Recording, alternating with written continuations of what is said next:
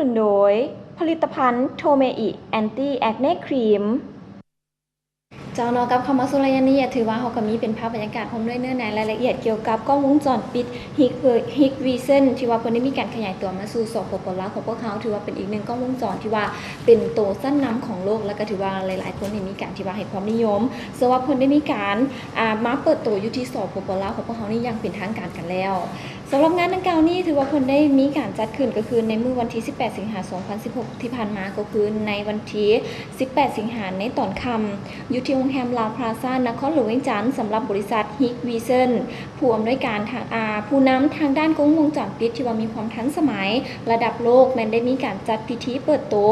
กล้องวงจรปิดและตัวแทนจำหน่ายอยู่ที่สปปลาวอย่างเป็นทางการโดยภายในงานนี้มีบรรดาภาคส่วนที่เกี่ยวข้องบรรดาแขกและลูกค้ารวมทั้งสื่อมวลชนเข้าร่วมอย่างพร้อมเพรียง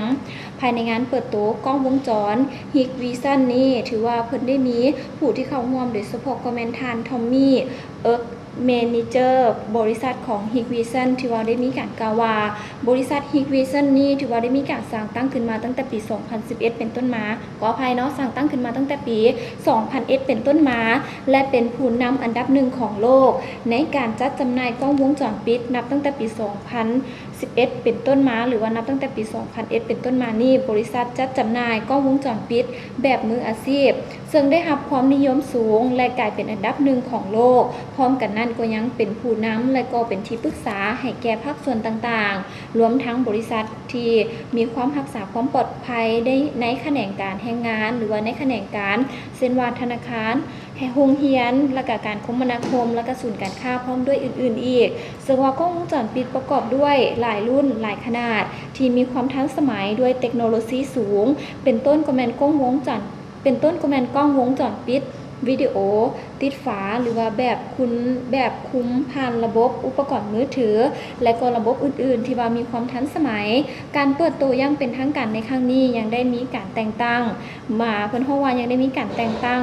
โมติเทคโนโลยีอินดี้วิดานหรืออินดี้วิดานเอ็นเตอร์ไฟขออภัยเนาะก็ถือว่าเพิ่นได้มีการให้แก่เป็นตัวแทนจำหน่ายหรือถ้าสิว่าเราดังที่ว่าไปนี้ก็ถือว่าเป็นชื่อบริษัทที่ว่าเพิ่นได้มีการแต่งตั้งเนาะก็คือโมติเ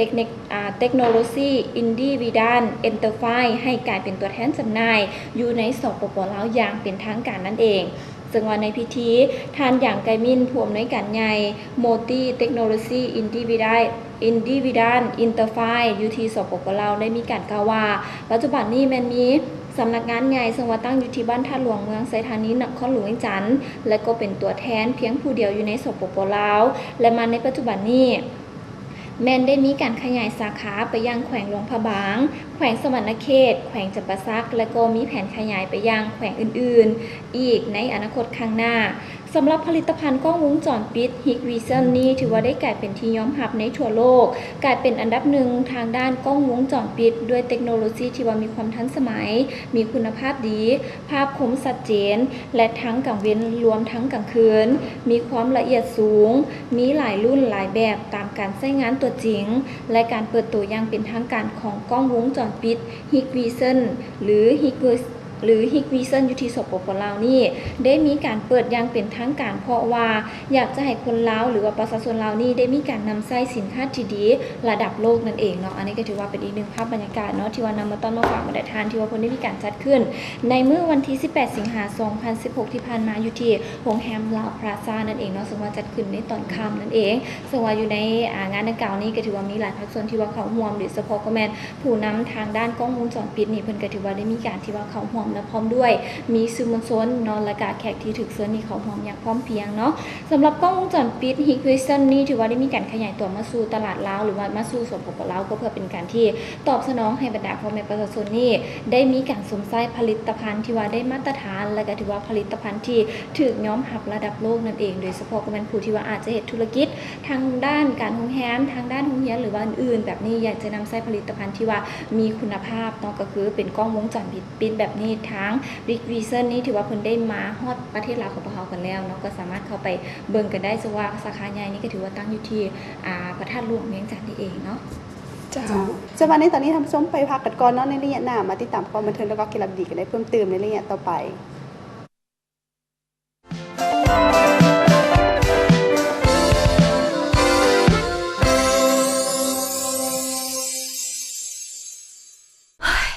สิวโทเมอิ